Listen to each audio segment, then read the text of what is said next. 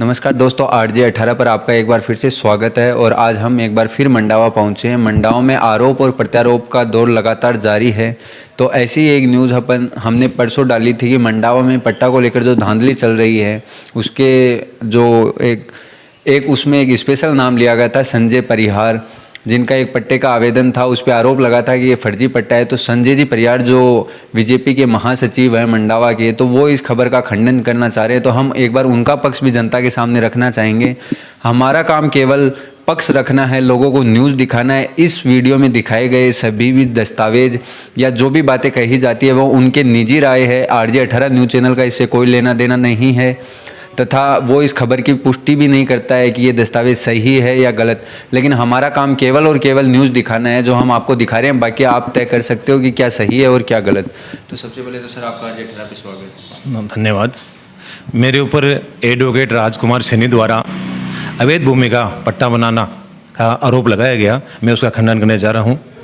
मेरे ऊपर दिनांक 18/8/2017 को मेरे परदादा की भाई की लड़की का लड़का महावीर और बहन तीजू देवी ने मंडावा थाने में दिनांक 18/8/2017 को मुकदमा दर्ज कराया। वो मुकदमा की पैरवी राजकुमार सैनी कर रहा था। राजकुमार सैनी के जस्ट सामने मेरा भूखंड है। राजकुमार सैनी उस भूखंड को हड़पना चाहता था, लेकिन मैंने उन्हें खरीदना भी चाहा, लेकिन मैंने मना कर दिया। उसके बाद वो मेरे को ब्लैकमेल करने के लिए, मेरे ऊपर दबाव बनाने के लिए मेरे ऊपर मेरे परदादा की बहन को बुला के मुकदमा दर्ज करवाया।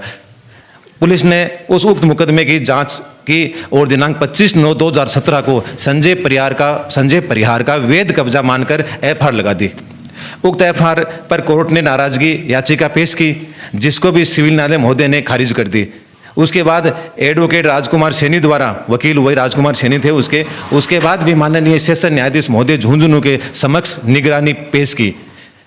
माननीय सेशन महोदय न्यायाधीश ने भी दिनांक 31/7/2000 को उक्त नाराजगी याचिका को खारिज कर दी। उसके बाद राजकुमार सैनी द्वारा, मैं आपको तो समझ डॉक्यूमेंट पेश कर रहा हूँ, ये मेरे पास उक्त मुकदमे के दावे के समझ डॉक्यूमेंट है।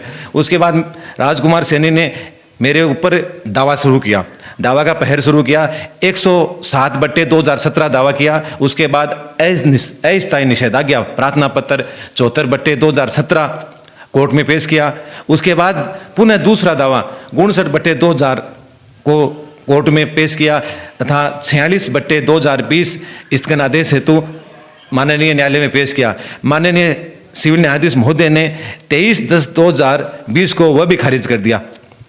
उसके बाद उसके पास कोई ऑप्शन नहीं बचा, दावा में हार गया। वो हाई कोर्ट में भी गया जयपुर, उसमें भी वहाँ उसको कोई ऑप्शन नहीं मिला। वो एक बुरी तरह झूठा साबित हो चुका था। मैंने जहाँ पट्टे का सवाल आए, मैंने नगर पालिका में पट्टे का आवेदन किया। पट्टे का आवेदन करने के बाद मेरे कोई भी समाज, मेरे काका ताऊ, पूरा संपूर्ण ऐसी समाज कि किसी भी कोई प्रकार की आपत्ति दर्ज नहीं कराई नगर पालिका में। एक एडवोकेट द्वारा नगर पालिका में आपत्ति दर्ज कराई गई। ईओ साहब ने मुझे नोटिस दिया और समस्त दस्तावेज पेश करने को कहा गया। मैंने समस्त दस्तावेज, समस्त मुकदमे दावों के कागज नगर पालिका में पेश किया, जवाब पेश किया। उसके बाद मैंने ये भी पेश किया कि माननीय न्यायालय द्वारा मेरे भूखंड पे किसी प्रकार का स्थगन आदेश नहीं है।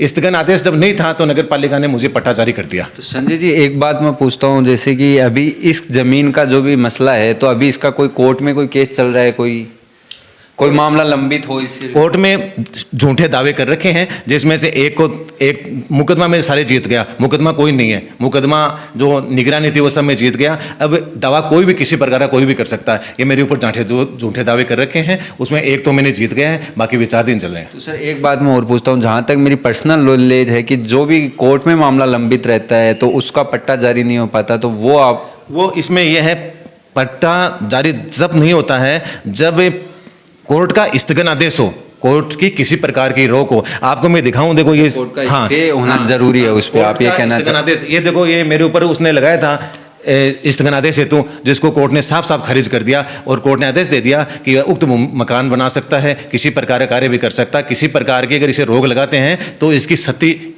होगी, उसका नुकसान होगा। इसलिए कोर्ट का साफ साफ आदेश है, इसलिए नगर पालिका पट्टे को रोक ही नहीं सकती। तो जैसा कि ये पट्टे का जो अवैध कब्जे का आरोप संजय जी परिहार पे लग रहा था, वो इस खबर का खंडन कर रहे हैं कि ये कब्जा नहीं है बिल्कुल और इनकी वैध ज़मीन है और उसका पट्टा इन्होंने कोर्ट के आदेश के अनुसार लिया है। लेकिन आप ये तय करिए, आपके सामने हमने दोनों पक्ष रख दिए हैं, मंडावा नगर पालिका की तरफ से जो भी पक्ष आया था और संजय जी परिहार का जो पक्ष है, सारे पक्ष हमने आपके सामने रखे हैं। तो अब आप तय करिए कि ये पट्टा सही है या गलत। मैं यह भी कहना चाहूँगा कि राजकुमार सैनी एडवोकेट और उसका बिल्कुल सामने मेरा भूखंड है, उससे मेरी राजनीतिक लड़ाई है। बाकी और कोई प्लाट पे वो राजनीतिक लड़ाई में मुझे परेशान करना चाहता है। लेकिन भाई साहब मैं आपको फील बता दूं कि सत्य पराजित नहीं होता, सत्य की जीत होती है और वो मेरे को झुकाना चाहता हूं। लेकिन मैं आपको आपके चैनल के माध्यम से उसके तक समाचार पहुंचा रहा हूं कि ये संजय परिहार सर कटा सकता है लेकिन सर झुका नहीं सकता। तो जैसा कि संजय जी परिहार बोल रहे हैं, लेकिन मैं एक बार फिर से ये बात सभी दर्शकों को बताना चाहूँगा, इसमें आरजे 18 न्यूज़ का कोई भी लेना देना नहीं है, वो ना ही इस खबर की पुष्टि करता है। ये केवल हमारा काम है न्यूज़ दिखाना और दोनों पक्ष आपके सामने रखना। तो आगे अगर भविष्य में इस बात को लेकर अगर कोई विवाद होता है तो आरजे 18 न्यूज़ बिल्कुल भी जिम्मेदार नहीं होगा। अब आप तय करिए, हमने आपके सामने दोनों पक्ष रख दिए हैं। बहुत बहुत धन्यवाद। आगे की खबरों के लिए लगातार जुड़े रहिए।